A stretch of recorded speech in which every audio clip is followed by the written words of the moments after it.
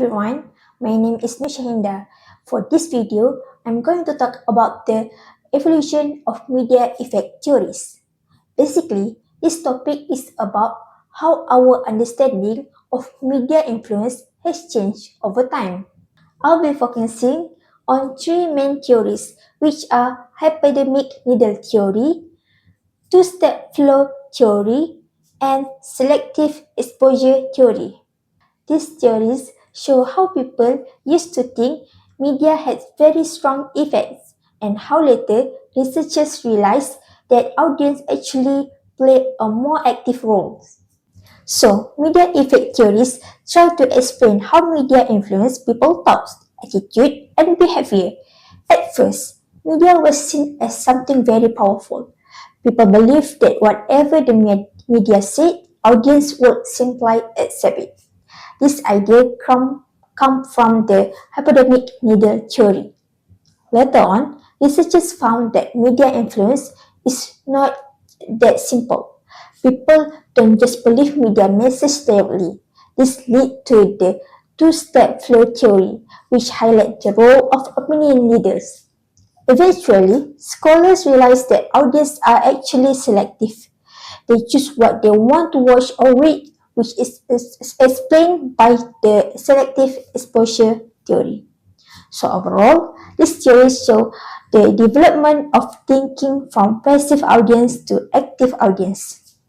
First, let's talk about the hypodermic needle theory, which theory appeared in the early 20th century, when mass media like radio and newspaper were becoming popular.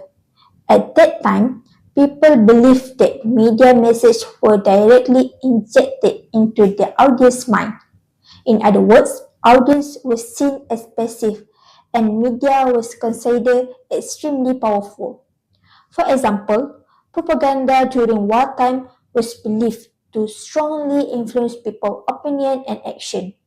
However, this theory was later criticized because it assumed everyone reacted the same way to media, which is not always true.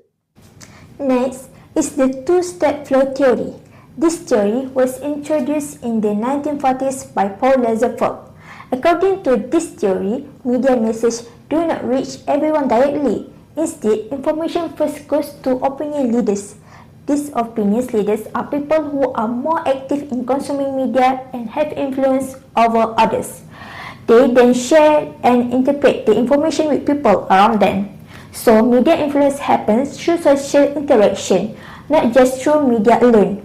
This theory helps researchers understand that interpersonal communication plays an important role.